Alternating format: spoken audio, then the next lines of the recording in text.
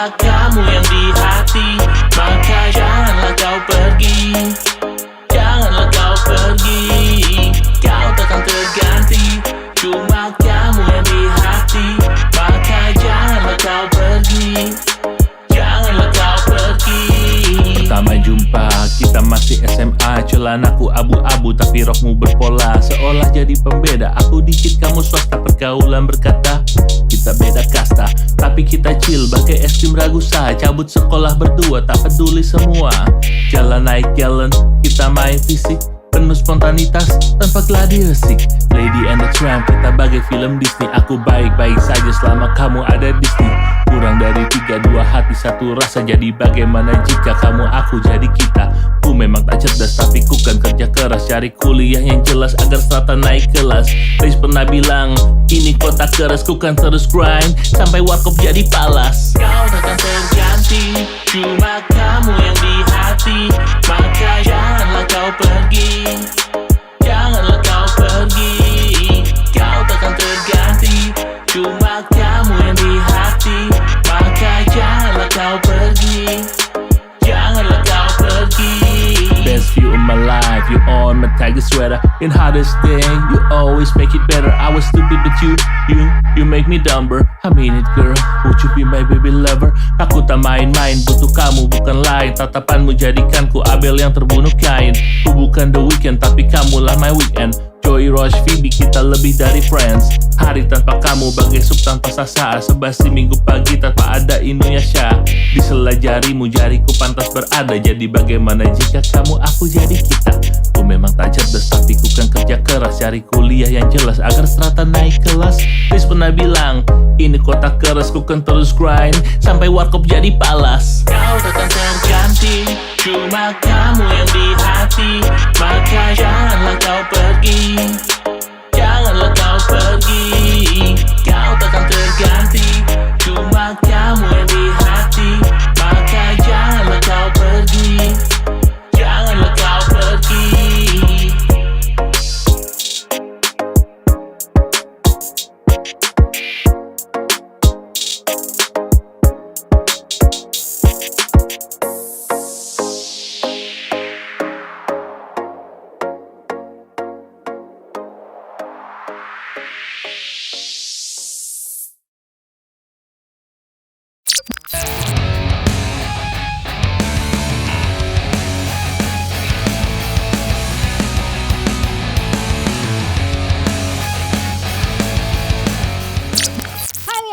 Masih bareng sama Titas dan juga ada Tora, dan kita masih di Kiss of Music. this is your stage. Jadi Bapak Tora, bisa diceritakan gak sih Kurang Dari 3 itu bercerita tentang apa dan kapan dirilisnya? Karena kamu banyak sekali merilis single selama 2020, jadi kadang-kadang aku suka bingung kebalik-balik nih yang mana duluan. Iya, Kurang Dari 3 itu gue sampai lupa juga tanggalnya ya. Ya kebanyakan sih. Kebanyakan sih, tapi memang di sepanjang 2020 ini ada sebuah proyek namanya Kamis Katarsis, di mana gue merilis single per 2 minggu. Meskipun sekarang lagi break agak panjang kemarin karena habis bulan puasa ya. Agak Nggak rilis ini single religi, Kamis Katarsis edisi religi gitu? agak susah sih. Saya lebih sering bikin orang istighfar sih. Oke, terus. Iya, jadi Kurang Dari 3 itu sebetulnya lagu sesimpel lagu cinta aja sih. Memang awalnya memang pengen kayak apa ya? Pengen bikin sesuatu yang sederhana. Yang sederhana banget, kayak kebetulan kan gue ngambil covernya juga itu mencontek terinspirasi. Ya kebetulan ya gue bikin covernya juga terinspirasi dari style komik-komik Indonesia. Iya, komik-komik Jepang yang di Indonesia. Style lamanya lah gitu ya. Yang cover-cover depannya itu kan? Iya, yang cover depannya gitu ya. Itu memang ambil ke arah sana karena di situ gue dulu adalah waktu masih SMA itu gue punya kerjaan sambilan sebagai seorang penjaga taman bacaan. Di sana gue sering banyak baca buku, banyak baca komik. Dan di situ gue belajar bercerita dari situ juga. Dan Kurang Dari 3 ini adalah memang di approach-nya adalah untuk membuat kisah cinta sesederhana yang biasa kita baca di komik-komik lah gitu. Padahal dalam dunia nyata kita tidak pernah sesederhana itu kan? Memang nggak pernah sederhana itu sih. Oke. Dan justru karena itu sih apa ya? Anggaplah ini kayak break kita dari dunia nyata lah, kayak ya itulah tadi. Ya, break dari dunia kita yang sekarang dan balik ke masa-masa kayak masa-masa kita SMA. Karena saya juga gitu, kisahnya juga gitu ke tentang dua orang. Tentang dari sudut pandang si cowok, dia waktu dia ketemu cewek ini waktu SMA dan dia biasalah standar tipikal Romeo and Juliet story kali ya. Dia tuh anak negeri, cewek anak swasta. Mereka ada beda kelas, tapi beda kelas dalam artian kelas dan kelas.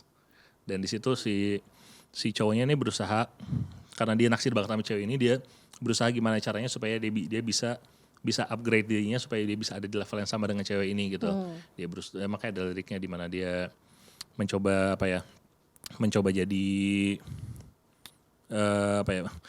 jadi supaya bisa dapat kuliah yang benar, mungkin ke depannya bisa dapat kerja supaya ntar bisa sama si cewek ini gitu. Dan kurang dari 3 itu adalah sebetulnya juga adalah bentukan emoji kan, emoji hati.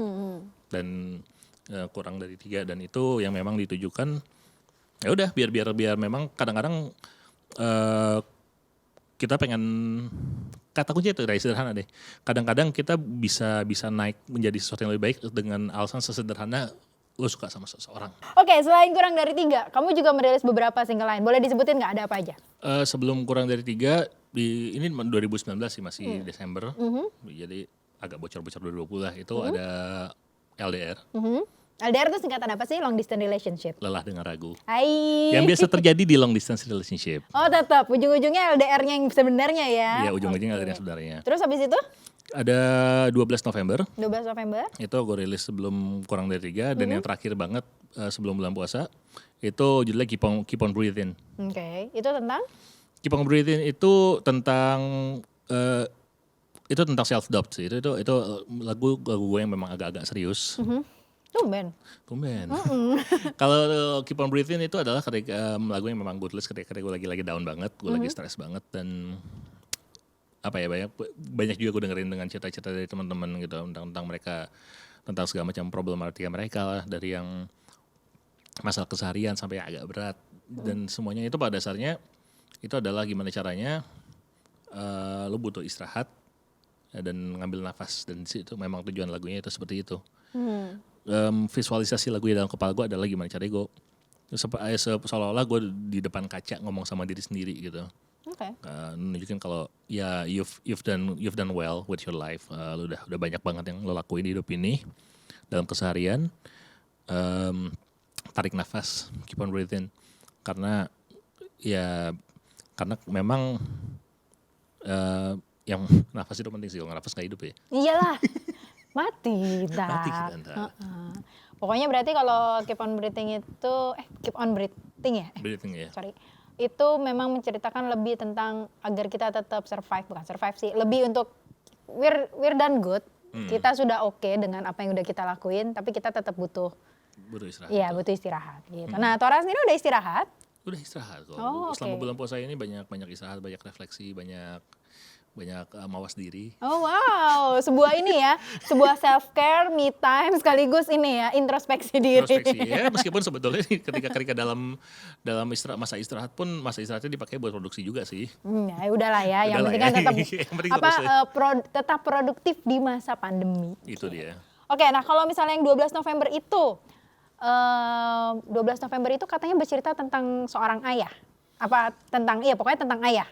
Bisa diceritain gak sih? Oke, 12 November ini sebetulnya kembali ke masa kecil. Jadi waktu kecil nyokap pernah cerita ada satu lagu yang tiap kali gue dengar gue pasti nangis waktu zaman SD. Itu judul lagunya Nyanyian Istri Burung Mocora. Oh, aku tahu lagunya. Ya itu lagu lama banget, itu lagu dari KPJ, sempat dinyanyiin sama Iwan Fals juga. Ternama lah di Berat juga ya waktu kecil dengernya lagunya begitu. Iya, karena bokap nyokap kan dia kan aktor. Dan bokap memang dulu sempat lama di Bulungan, dia sama-sama main sama orang KPJ juga.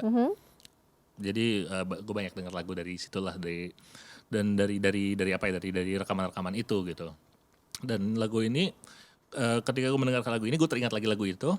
Udah gue mikir kayak ketika itu kan lagunya tentang ketika tahun 80-an tuh banyak preman-preman yang bermocorah istilahnya waktu itu ditembak di Jalan Kota Petrus kan. Jadi seorang preman jalanan dia terpaksa harus narik diri.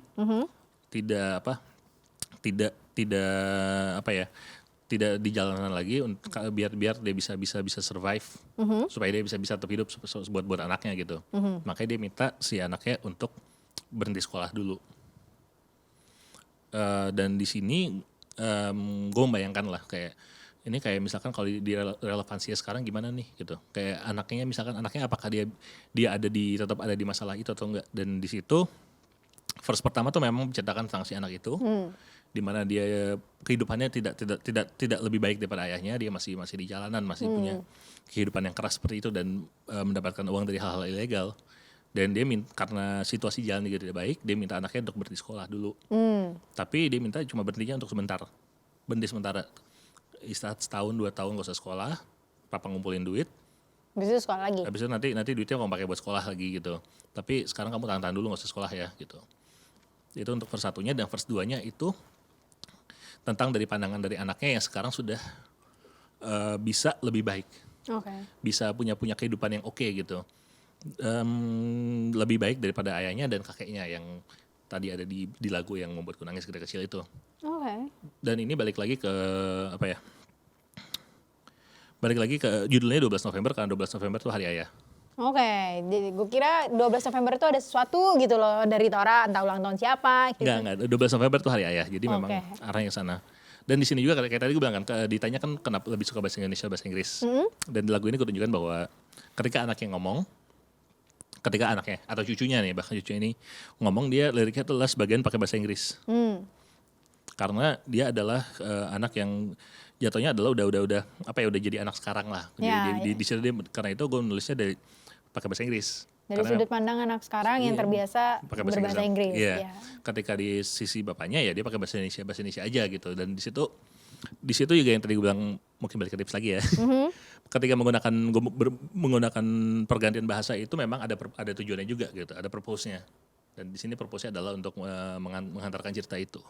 Nah, pernah nggak sih lo kepikiran untuk memasukkan unsur bahasa daerah atau musik tradisional ke dalam lagu atau lagu-lagu hip hop atau lagu rap yang akan lo bikin nanti gitu? Karena kan tadi lo sudah memadukan antara bahasa Inggris dan bahasa Indonesia gitu. Mungkin nggak sih suatu saat lo akan berpikir untuk memasukkan unsur tradisional atau unsur lagu kebangsaan mungkin? Tidak menutup kemungkinan. Cuman itu gue kan bisa bilang itu agak kecil kemungkinannya karena ini terdengar agak sinis ya, tapi gue adalah seseorang yang emang lahir dan gede di Jakarta dari keluarga yang udah agak terputus dari budaya. Jadi gue nggak bisa bahasa daerah, gue nggak bisa macam-macam lah. Kalau misalkan gue mau melakukan itu, gue nggak pengen melakukan itu cuma buat kayak ngejar supaya nasionalis dalam tanda kutip aja lah gitu. Kalau gue melakukan itu, gue pengen gue sudah melakukan sebuah riset yang mendalam, gue sudah belajar yang benar untuk bisa melakukan itu, karena gue nggak mau melakukan itu secara setengah-setengah. Jadi ya less likely kejadian dalam waktu dekat inilah. Karena Tapi kalau misalnya tadi dapat tawaran collab gitu, misalnya diajak siapa gitu, katakanlah diajak collab sama Ibu Waljina. Nggak menutup kemungkinan sih. Tapi kalau misalkan kayak gitu, gue akan minta bahwa gue akan mendapatkan momen di mana gue benar-benar harus belajar, harus riset dulu. Karena I don't do things halfway. Harus benar, harus proper. Karena ada budaya yang dibawa dan budaya itu harus direspek. Jangan sampai budaya cuma jadi tempelan doang. Jadi selain rapper, Anda juga rapper perfectionist ya? Lumayan. Kan lucu kalau misalnya, bukan lucu sih.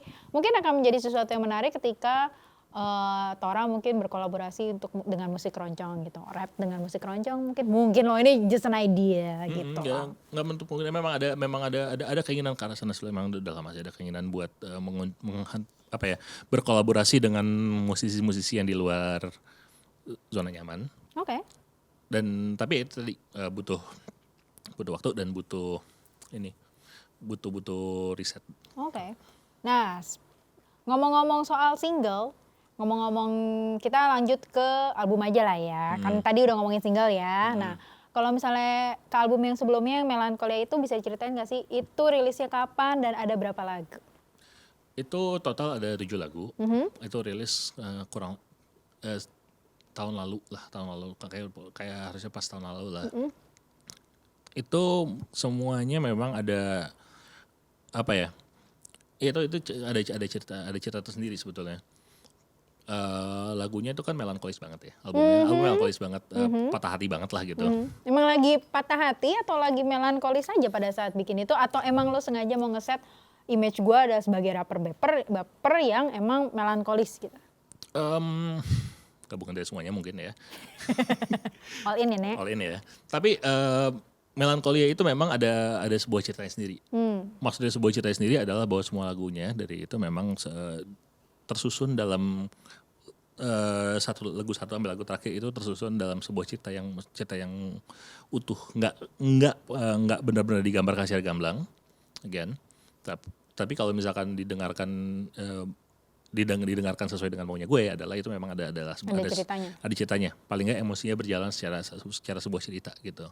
Kalau nggak salah Ani itu masuk di album yang Melancholia atau sebelumnya ya? Jadi sebelum Melancholia itu ada single namanya Kala Malam. Kala Malam itu ada 2 lagu, Ani sama Feel My Love.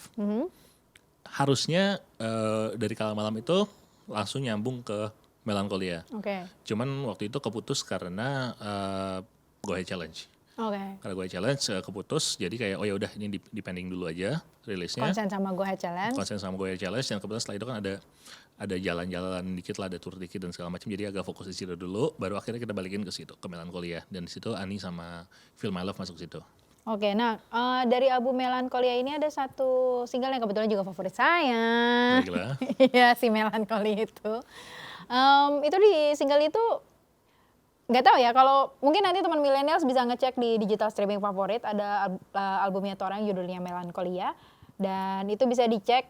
Ada satu lagu yang Tora tuh kayak curhat abis mabok.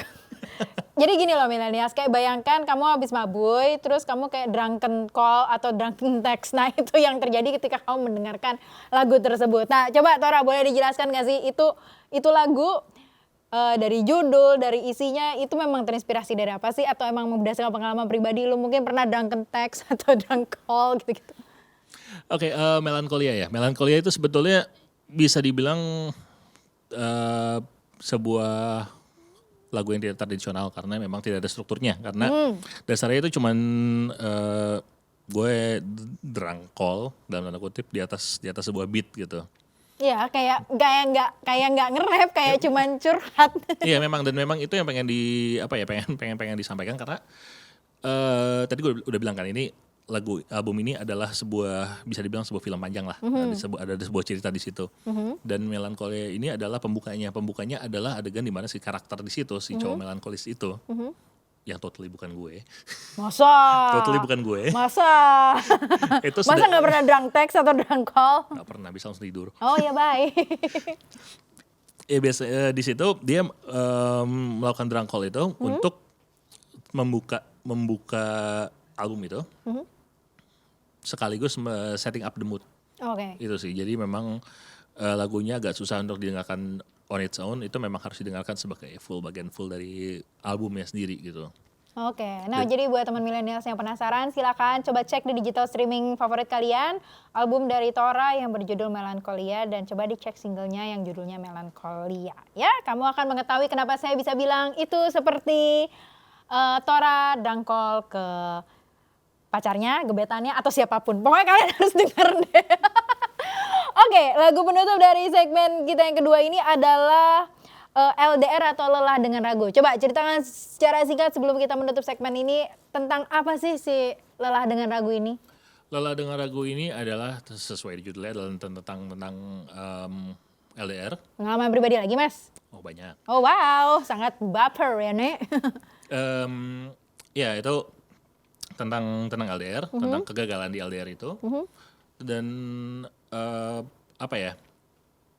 tentang bagaimana si karakter itu di situ, gue lah di dalam lagu itu mensyukuri kegagalan itu, menyadari bahwa ketika lo gagal, ya nggak apa-apa lah. Memang mungkin emang ada pelajarannya. Mungkin memang ada hal-hal yang tidak perlu dipaksa-paksakan ada sekarang gitu. Dan itulah poin dari lagunya sih. Jadi intinya ketika lo gagal, jangan sedih-sedih amat ya, karena memang ada hal-hal yang tidak bisa dipaksakan. Demikian. Gitu. Dan bisa diambil hikmahnya ya? Bisa diambil hikmahnya. Oke, baiklah, itulah dia cerita Tora mengenai lagu-lagunya yang dirilis di tahun 2020 dan juga di 2019, sekaligus album sebelumnya yaitu Melancholia, dan juga cerita sedikit tentang Kalam Malam dan juga Ani. Oke, kita akan balik lagi, Titas dan Tora akan balik lagi. Kita kalau digabung kayak ini ya, kayak grup T2. Titas dan Tora akan kembali lagi di segmen berikut. Jadi tetap stay tune di Kiss of Music. This is your stage. Lelah dengan ragu, lelah dengan rindu, lelah dengan rasa itu, terpisahkan jarak dan zona waktu. Lelah dengan ragu, lelah dengan rindu, lelah dengan rasa itu, terpisahkan jarak dan zona waktu. Thinking about the time when I thought you were mine. Now you ain't nowhere but inside my own mind. Should've take you then, didn't search but I find. Now I found myself in this bars full of wine. Could've popped the champagne, now I'm down in champagne pain. Could've stopped myself from praying, now I'm games already in vain. Love is free, tapi cinta percuma, karena cinta kan ada oleh mereka yang ada. Rasa itu fana, jarak itu nyara. Dari maya hanya bisa sampaikan kata-kata, tak bisa beri sentuh saat kau butuh, tak bisa beri di hari penuh. Bagai ratusan kilo Jakarta ke Bengkulu, sejauh itu jarak cintaku dan Bengkulu. Mungkin memang aku perlu sendiri dulu, hidupku tanpa deadline, tidak perlu buru-buru. Lelah dengan ragu, lelah dengan rindu, lelah dengan rasa itu, terpisahkan jarak dan zona waktu. Lelah dengan ragu, lelah dengan rindu, lelah dengan rasa itu, terpisahkan jarak dan zona waktu. Usaha tembus batas tak peduli hakim garis. Ku bisa kirim bunga dan boneka sampai Paris, atau buatmu nyaman, beri hidup yang nyaman. Tunggu betul minta apa? Aku punya jaringan, tak perlu eksposisiku. Hatiku tak terganti kemanapun kamu pergi. Seandai aku bisa, ingin ku ulang semua. Sayang bukan janji kanal, tak ada kali kedua. Rasa itu fana, jarak itu nyata. Dari maya hanya bisa sampaikan kata-kata, tak bisa beri sentuh saat kau butuh, tak bisa lepas lu di hari penuh. Ain't it fun all the time we through? Ain't it fun all the things that we do? Ain't it fun? No said and done, you settle with someone and happier in long run. Hey, lelah dengan ragu, lelah dengan rindu, lelah dengan rasa itu, terpisahkan jarak dan zona waktu. Lelah dengan ragu, lelah dengan rindu, lelah dengan rasa itu, terpisahkan jarak dan zona waktu. Lelah dengan ragu, lelah dengan rindu, lelah dengan rasa itu, terpisahkan jarak dan zona waktu. Lelah dengan ragu, lelah dengan rindu, lelah dengan rasa itu, terpisahkan jarak dan zona waktu.